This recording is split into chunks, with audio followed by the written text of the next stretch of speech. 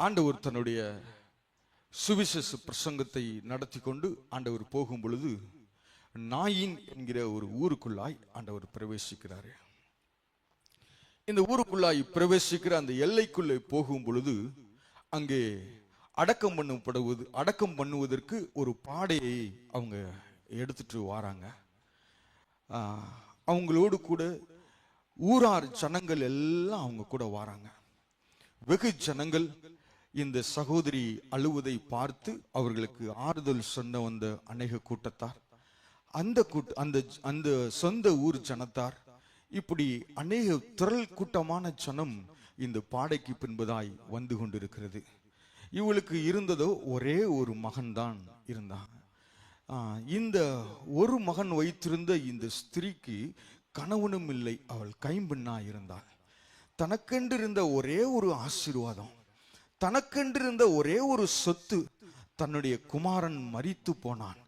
இன்னும் நான் பிள்ளை பெற்றுக் கொள்வதற்கு எனக்கு புருஷனும் இல்லை, இன்னும் அவ்வளவுதான், என்னுடைய காலம் முடிந்து போயிற்று. கலைந்த நாட்களுக்கு முன்பதாய் அகமதாபாத்திலிருந்து லண்டன் போகும்படியாய் புறப்பட்டு சென்ற விமானம் விபத்துக்குள்ளாகி மரணத்தை சந்தித்தது. அநேகர் சந்தித்தாங்க. அதுல ஒருத்தர் மரித்து போனார்.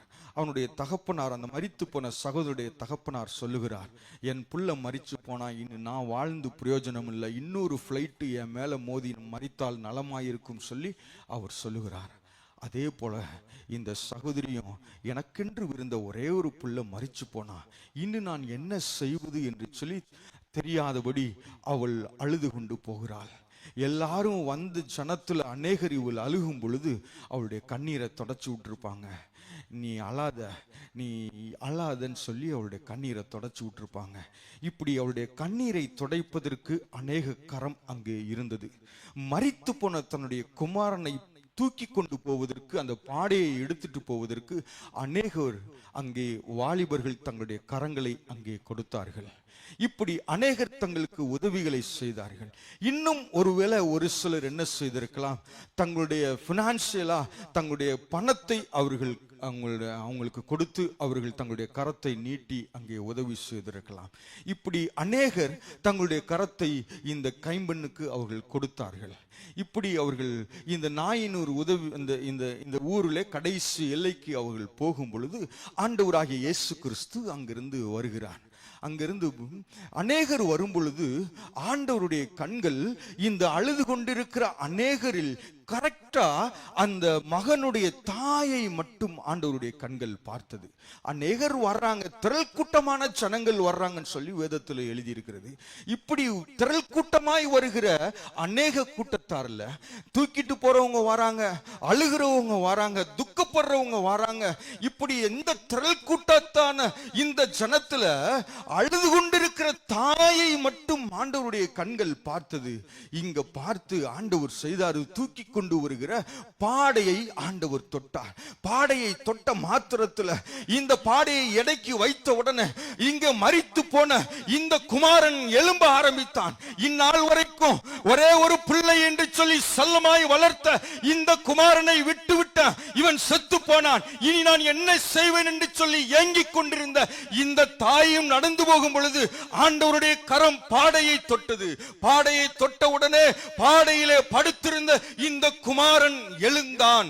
அதற்கு பின்பதாய் அவன் என்ன செய்தான் என்பதை வேதம் இப்படியாய் சொல்லுகிறது. கிட்டே வந்து பாடையை தொட்டார், மரித்தவன் எழுந்தான், உட்கார்ந்தான், அவன் பேசத் தொடங்கினான். இவ்வளவுதான், இவன் செத்து போனான், இவனுடைய வாழ்க்கை முடிந்து போனது என்று சொல்லி உலகம் எல்லாம் நினைத்துக் கொண்டிருந்தது.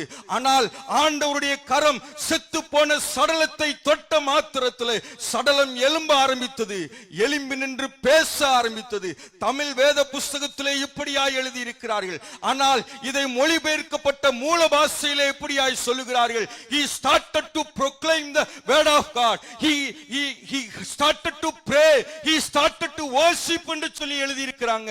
இவன் பேச தொடங்கல, ஆண்டவருடைய நாமத்தை துதிக்க தொடங்கினான். இதுவால் வரைக்கும் செத்து கடந்து பாடையிலே கடந்த இந்த சரீரத்தை இயேசுவினுடைய கரம் தொட்ட மாத்திரத்தில் எழும்பி நின்று ஆண்டவருடைய மகத்துவங்களை பேச ஆரம்பித்தது. இந்நாள் வரைக்கும் ஆண்டவருடைய கரம் என் குடும்பத்தை ஆசீர்வதிக்க மட்டும்தான் கேட்டுக்கொண்டிருக்கிறாயோ? இல்ல, இப்பொழுது எப்படி இந்த பாடையில் இருக்கிற மனுஷன் உயிர்த்து எழுந்து தேவனுடைய மகத்துவங்களை பேச ஆரம்பித்தானோ, அதே போல உனக்குள் இருக்கிற செத்து போயிருக்கிற அநேக காரியங்களை ஆண்டவர் தொடும்படி விரும்புகிறாரு. அந்த காரியம் ஆண்டவரை குறித்து பேச ஆரம்பிக்கணும். செத்து போன விசுவாசத்தை ஆண்டவர் தொட ஆரம்பிக்கிறாரு. செத்து போயிருக்கிற அநேக காரியங்கள் சரீரத்தில் இருக்கிறத ஆண்டவர் தொட ஆரம்பிக்கிறாரு. ஆண்டவர் உன்னுடைய சரீரத்தில் செத்து போயிருக்கிற காரியங்களை தொடுவாரானால் எல்லாம் சேர்ந்து ஆண்டவருடைய நாமத்தை மகிமைப்படுத்த ஆரம்பிக்கும். அவன் மட்டும்தான் மகிமைப்படுத்தினானா? ஆண்டவருடைய கரம் பாடையை தொட்டுச்சு. ஊரார் ஜனங்கள் எல்லாரும் தேவனை மகிமைப்படுத்த ஆரம்பிச்சாங்க.